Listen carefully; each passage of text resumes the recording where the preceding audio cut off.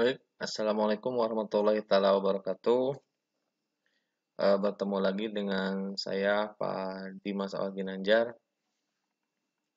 di channelnya Alginanjar. Pada kesempatan kali ini kita kembali lagi sama-sama untuk belajar bersama mengenai soal dan juga pembahasan pedagogik profesional pelajaran PJOK baik di tingkat SD, SMP, SMA di bagian yang kedua untuk menghadapi tes P3K tahap kedua dan ketiga. Sambil menunggu itu kita sama-sama belajar ya Bapak dan Ibu. Perkenalkan tadi di awal saya sudah jelaskan, saya sudah kenalkan nama saya Dimas Alginanjar dan saya merupakan peserta tes P3K di tahap yang pertama. Diinformasikan juga bahwa seperti pengalaman saya di awal tes P3K bahwa semua materi 85% itu tersaji di dalam modul SIM PKB. Dan saya menyarankan Bapak dan Ibu bisa membaca, memahami, serta memperdalam materi isi modul tersebut. Nah, di dalam modul tersebut itu ada 12 pembelajaran ya Bapak dan Ibu. Dimulai dari pembelajaran pertama, paradigma baru PJOK, elemen capaian pembelajaran kurikulum, sampai dengan pembelajaran yang ke-12, itu adalah mengenai konsep dan prinsip asesmen, teknik penilaian berbasis kelas, dan juga umpan balik. Nah, ini merupakan materi belajar dan juga kisi-kisi yang nantinya akan ada di dalam soal-soal tes P3K.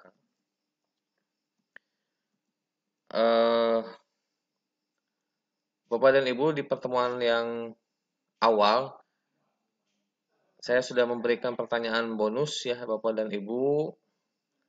Dan mudah-mudahan Bapak dan Ibu sudah bisa menjawab pertanyaan bonus yang saya sampaikan pada part yang pertama. Saya akan mencoba membahas kembali pertanyaan bonus yang kemarin itu adalah mengenai lingkup biomekanika yang mempelajari tentang analisis yang dilakukan terhadap orang-orang yang menderita cerebral palsy atau lumpuh otak. Adalah pilihannya ada apakah biomekanika of exercise atau B sport biomekanik, C equipment design, D developmental biomekanik, atau E rehabilitation mekanik. Dan jawabannya dan jawaban yang benar adalah D ya, developmental biomekanik. Nah, ini pembahasannya bahwa ada 4 terkait ruang lingkup biomekanika, yaitu meliputi developmental biomekanik atau biomekanik of exercise, rehabilitation mekanik, equipment design, dan juga sport biomekanik. Nah, tadi di dalam soal tersebut bahwa menerangkan mengenai analisis yang dilakukan terhadap orang-orang yang menderita cerebral palsy. Di cerebral palsy terkait jawabannya adalah developmental biomekanik yang pertama, yaitu biomekanika yang secara khusus mempelajari perubahan-perubahan pola gerak selama hidup dan orang-orang cacat. Ya, misalkan analisis yang dilakukan terhadap orang-orang yang menderita cerebral palsy. Dan materi ini ada di dalam modul ya Bapak dan Ibu. Silakan Bapak dan Ibu tinggal dibaca, dipahami, dan juga dianalisis tentunya. Nah, saya ingin mengingatkan juga Bu, untuk yang pertama terkait kompetensi pembelajaran 1 mengenai paradigma baru PJOK, di mana kompetensi dan juga indikator pencapaian kompetensi pembelajaran paradigma baru PJOK itu kompetensinya itu ada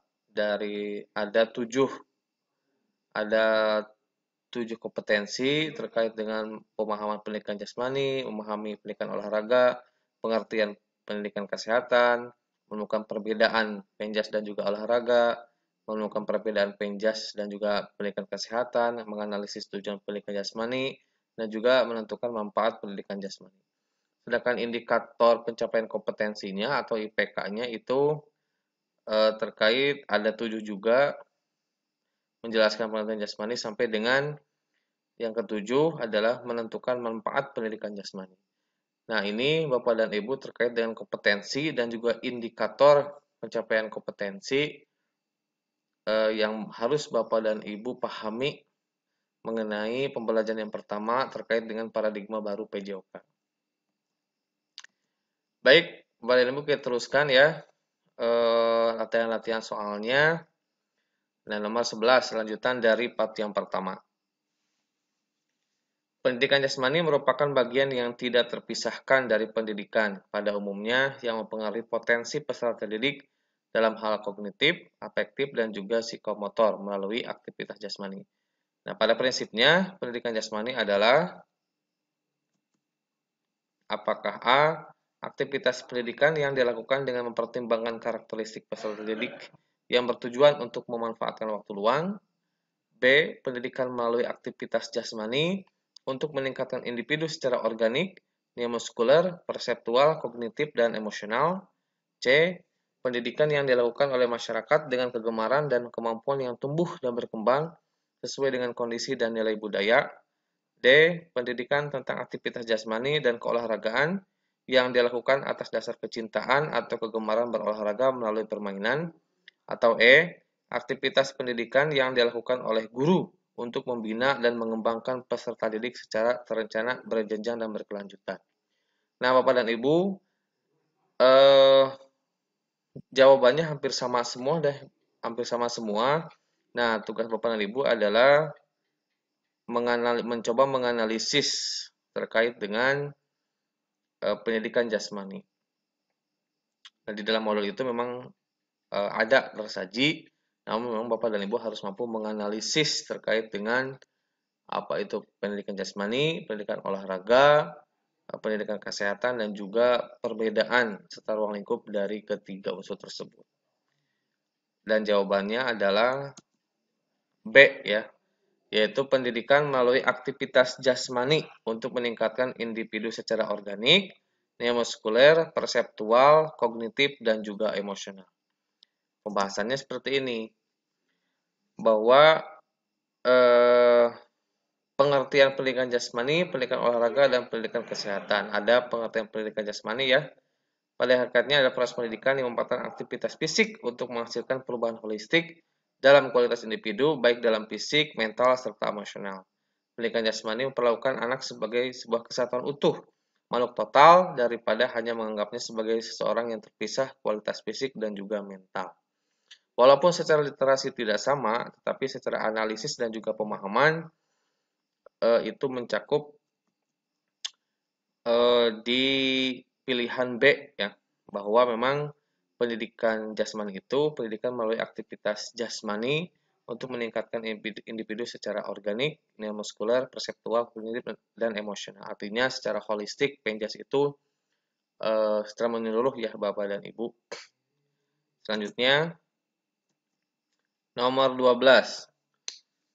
Beban belajar di sekolah dalam masa pandemi COVID-19 memberikan dampak pada kurang bergeraknya peserta didik.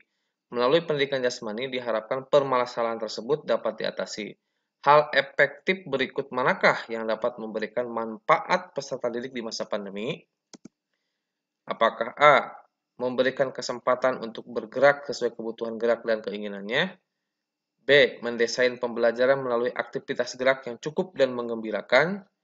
C. Memberikan lembar kerja siswa untuk melakukan berbagai pola gerak dasar di rumah. D. Menciptakan pembelajaran untuk mengakomodir pemenuhan kebutuhan gerak. Ataukah E. Menugaskan pembelajaran melalui metode permainan yang menantang. Lagi-lagi Bapak dan Ibu, ini pertanyaannya memang pertanyaan analisis. Memang rata-rata dari kesemua soal yang saya perhatikan di pengalaman saya di tes yang pertama ini, memang unsurnya analisis ya, atau C4 sampai dengan C6. Jawabannya adalah B. Artinya mendesain pembelajaran melalui aktivitas gerak yang cukup dan juga menggembirakan. Pembahasannya di sini. Nah, lewat pendidikan jasmani, olahraga, dan kesehatanlah peserta didik menemukan saluran yang tepat untuk bergerak bebas dan meraih kembali keceriaannya. Nah, secara umum, Manfaat pendidikan jasmani di sekolah mencakup yang pertama memenuhi kebutuhan anak akan gerak. Jadi artinya mendesain pembelajaran melalui aktivitas gerak yang cukup dan juga menggembirakan. Selanjutnya nomor 13. Salah satu tujuan pendidikan jasmani adalah mengembangkan nilai-nilai pribadi dan sikap diri sendiri melalui partisipasi dalam aktivitas jasmani, baik secara berkelompok maupun perorangan. Kondisi ideal yang bagaimana yang harus dimiliki peserta didik untuk mencapai tujuan pendidikan jasmani dalam pembelajaran PJOK? Pilihannya A. Memiliki pengetahuan tentang keterampilan gerak dalam pembelajaran PJOK. B. Aktif bertanya tentang apa yang tidak diketahui dalam pembelajaran PJOK. C. Berani mencoba dan mengambil resiko dalam pembelajaran PJOK. D. Memiliki motivasi dan kepercayaan diri tinggi dalam mengikuti pembelajaran PJOK. Ataukah E. Aktif melakukan gerakan-gerakan yang menunjang pembelajaran PJOK. Ingat Bapak dan Ibu, kondisi ideal. Artinya kita memikirkan terkait dengan kondisi ideal yang bagaimana yang harus dimiliki peserta didik untuk mencapai tujuan penjas dalam pembelajaran. Ingat, dalam pembelajaran PJOK. Jawabannya adalah D, ya, yaitu memiliki motivasi dan kepercayaan diri tinggi dalam mengikuti pembelajaran PJOK. Artinya ketika si anak memiliki motivasi dan juga kepercayaan diri tinggi, maka secara otomatis dan secara holistik dia akan mampu mengikuti pembelajaran PJOK dengan baik. Pembahasannya bahwa secara sederhana pendidikan jasmani, olahraga, dan kesehatan merujuk dari literasi yang dikembangkan dari berbagai negara adalah memberikan kesempatan ke peserta didik untuk yang pertama mengembangkan pengetahuan dan keterampilan yang berkaitan dengan aktivitas jasmani, perkembangan estetika, dan juga perkembangan sosial. Yang kedua, mengembangkan kepercayaan diri. Nah, ini ya, mengembangkan kepercayaan diri dan kemampuan untuk menguasai keterampilan gerak. Ketiga, memperoleh dan mempertahankan derajat kebugaran jasmani yang optimal. 4. Mengembangkan nilai-nilai pribadi melalui partisipasi dalam aktivitas jasmani. 5. Berpartisipasi dalam aktivitas jasmani yang dapat mengembangkan keterampilan sosial yang memungkinkan peserta didik berfungsi secara efektif dalam hubungan antar orang. Dan 6. Menikmati kesenangan dan keriangan melalui aktivitas jasmani termasuk permainan olahraga. Jadi, kondisi ideal tujuan penjas dalam pembelajaran PJOK yaitu memiliki motivasi dan kepercayaan diri tinggi dalam mengikuti pembelajaran PJOK. Lanjut, nomor 14. Pada pendidikan jasmani, program yang dikembangkan sebagai sarana untuk membentuk pertumbuhan dan perkembangan totalitas subjek. Sedangkan pendidikan olahraga merupakan program yang dikembangkan sebagai sarana untuk mencapai prestasi optimal. Pernyataan tersebut merupakan perbedaan pendidikan jasmani dan pendidikan olahraga ditinjau pada komponen apa. Ada beberapa komponen nih Bapak dan Ibu. Apakah lamanya, B. intensitasnya, C. orientasinya, D. materinya, atau E. tujuannya. Maka Bapak dan Ibu harus mampu memahami dan juga membedakan antara penjas dan juga pendidikan olahraga, baik dari segi lama, intensitas, orientasi, materi, maupun tujuan. Dan di soal ini, jawaban yang benar adalah tujuan. Pembahasannya, nah di dalam tabel ini sudah jelas ya Bapak dan Ibu, ada beberapa komponen perbedaan terkait proporsi pendidikan jasmani dan juga olahraga. Baik dilihat dari nilai tujuan, orientasi, materi, lamanya perlakuan. Jadi jawabannya adalah D, yaitu penjas dan pendidikan olahraga dilihat dari tujuan.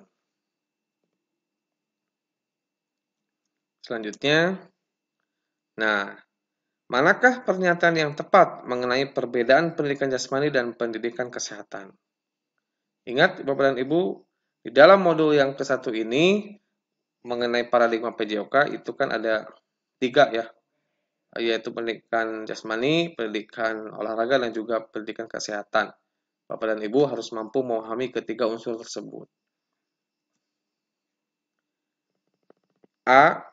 Pendidikan jasmani membentuk bagian tubuh tertentu sesuai dengan fungsi kecabangan yang dikembangkan secara optimal, sedangkan pendidikan kesehatan menjadikan peserta didik lebih tahu dan lebih baik tentang pengetahuan kesehatan. B.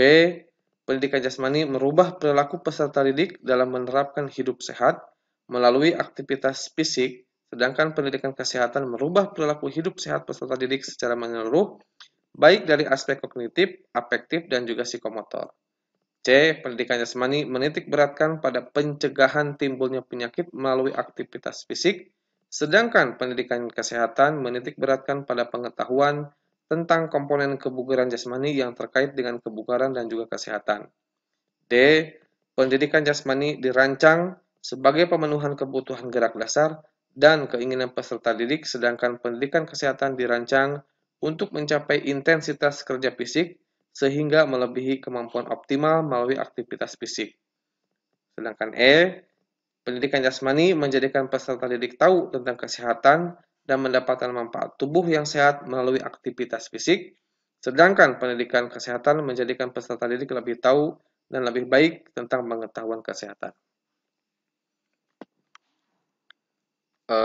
Cukup membutuhkan analisis yang tinggi ya Bapak dan Ibu, karena hampir mirip-mirip nih jawabannya.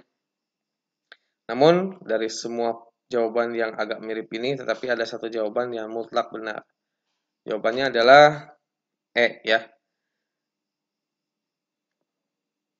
Adalah pendidikan jasmani menjadikan peserta didik tahu tentang kesehatan dan mendapatkan manfaat tubuh yang sehat melalui aktivitas fisik. Sedangkan pendidikan kesehatan menjadikan peserta didik lebih tahu dan lebih baik tentang pengetahuan kesehatan.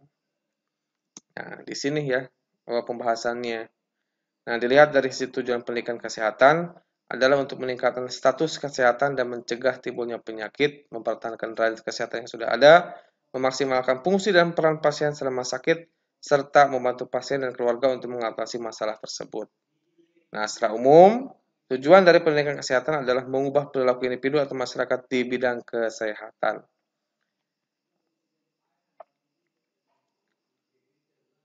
Nah, Bapak dan Ibu, walaupun memang literasinya agak tidak sama gitu ya, namun Bapak dan Ibu di sini harus mampu mencoba menganalisis serta memahami dan nantinya akan mampu menerapkan dan akan mampu juga menjawab jawaban mana yang tepat untuk soal yang disajikan.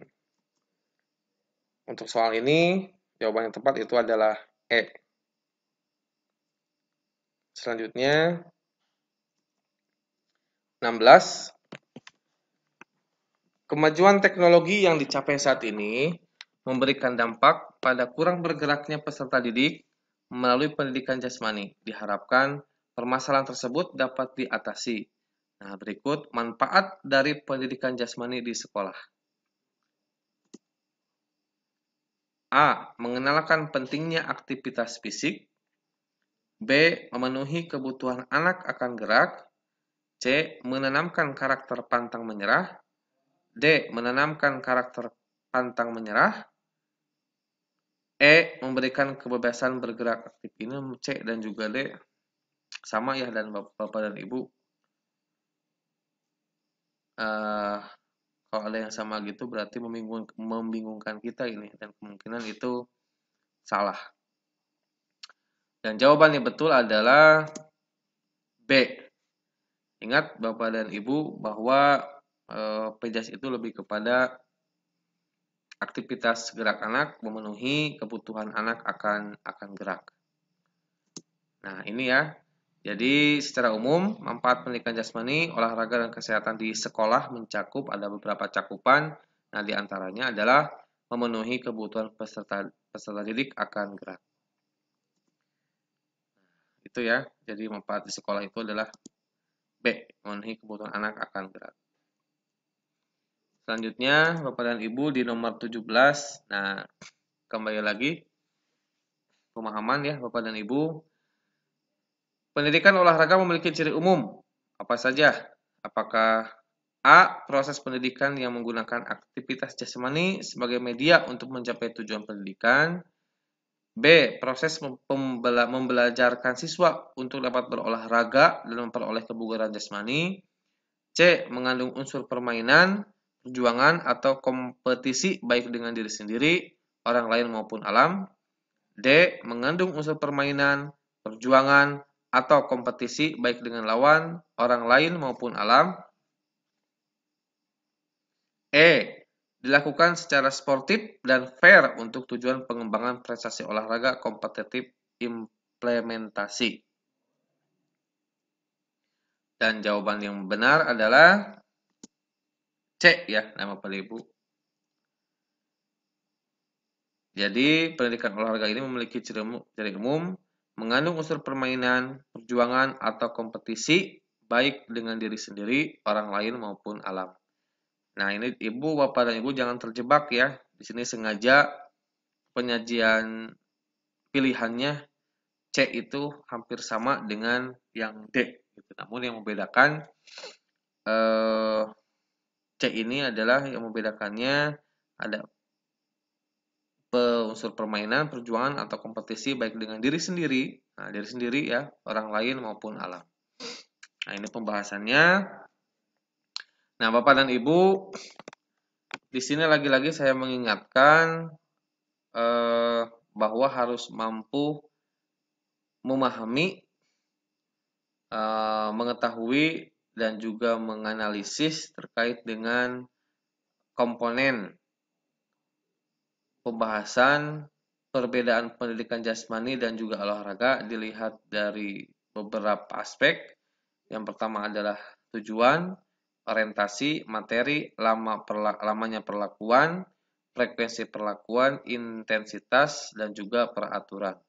Nah, di soal ini bahwa ciri umum pendidikan olahraga yaitu yang mengandung unsur permainan, perjuangan atau kompetisi baik dengan diri sendiri, orang lain maupun alam. Jadi diharapkan Bapak dan Ibu mampu memahami tabel komponen komponen perbedaan ini, komponen perbedaan dari pendidikan jasmani dan juga olahraga. Dan ini tabel ini ada di dalam modul ya Bapak dan Ibu, modul yang sudah diberikan di dalam SIM PKP Bapak dan Ibu.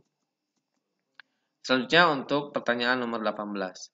Salah satu perbedaan antara pendidikan jasmani dan pendidikan olahraga dapat ditinjau dari perlakuan yang tidak dipaksakan, melainkan disesuaikan dengan kemampuan anak, sedangkan pendidikan olahraga cenderung dipaksakan. Ya, ada perbedaan juga Bapak dan Ibu. Pernyataan tersebut merupakan perbedaan pendidikan jasmani dan pendidikan olahraga ditinjau pada komponen apa? Apakah A dari materi, B orientasi, C intensitas, D perlakuan, atau E lamanya? Jika Bapak dan Ibu mampu mengetahui dan juga mampu menganalisis serta hafal ya terkait dengan tabel yang tadi, maka Bapak dan Ibu akan mudah bahwa jawaban ini adalah dilihat dari komponen materi. Lagi-lagi ada beberapa aspek yang harus Bapak Ibu ketahui terkait dengan perbedaan pendidikan jasmani dan juga olahraga. Nah, dilihat dari komponen materi ya Bapak dan Ibu. Jadi pendidikan jasmani itu materi perlakuan tidak dipaksakan melainkan disesuaikan dengan kemampuan anak. Sedangkan untuk olahraga itu pencapaian prestasinya cenderung dipaksakan. Selanjutnya nomor 19. Aktivitas jasmani dapat mengembangkan keterampilan sosial peserta didik. Nah, berikut kondisi ideal yang harus dimiliki peserta didik untuk mencapai tujuan tersebut. Apakah A. Percaya diri untuk mempelajari hal-hal baru, B. Selalu antusias dalam mengikuti pembelajaran, C. Motivasi yang tinggi dalam setiap penampilan, D. Mudah menyesuaikan diri dengan anggota tim, apakah E. Mendengarkan dan berbicara secara bergantian. Ingat kata kuncinya adalah keterampilan sosial. Ketika ada keterampilan sosial berarti menyangkut dengan lingkungan sekitar ataupun orang lain. Maka jawaban yang tepat itu adalah Bapak dan Ibu bisa menganalisis ya. Dan ini menurut saya sangat mudah karena semuanya lebih kepada pribadi, tetapi ada satu jawaban yang itu peka terhadap lingkungan sekitarnya ataupun terhadap orang di sekitarnya, yaitu jawabannya D ya, yaitu mudah menyesuaikan diri dengan anggota tim. Berarti ketika ada anggota tim itu kan kelompok gitu ya, dan ini ada keterampilan sosialnya dalam pengembangan keterampilan sosial terhadap peserta didiknya. Nah, oke Bapak dan Ibu, seperti biasa saya akan di akhir soal ini saya akan memberikan pertanyaan bonus yang mudah-mudahan ini memantik Bapak dan Ibu untuk memahami dan juga mencari jawabannya di dalam modul ya. Walaupun ada pertanyaan-pertanyaan yang di luar modul itu lebih kepada pengetahuan, eksplorasi pengetahuan kita terhadap olahraga di bidang lainnya. Namun saya akan menyajikan pertanyaan bonus ini yang insya Allah itu ada tersaji di dalam modul. Jadi perhatikan pernyataan mengenai pendidikan jasmani tersebut.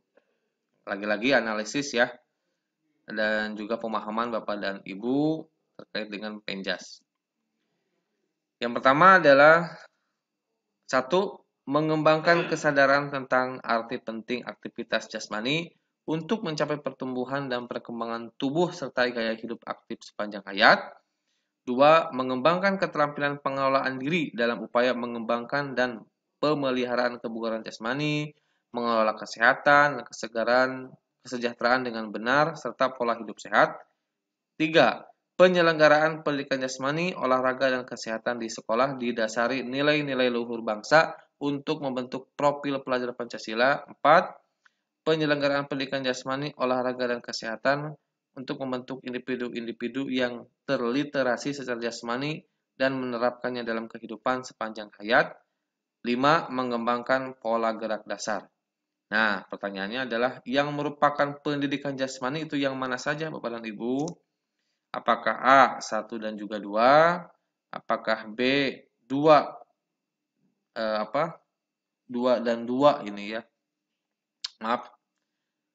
Apakah C itu 3 dan 4? Apakah D 1 dan 2? Apakah E 2 dan 5? Nah, silakan Bapak dan Ibu dipahami lagi terkait dengan pengetahuan mengenai pendidikan jasmani ya.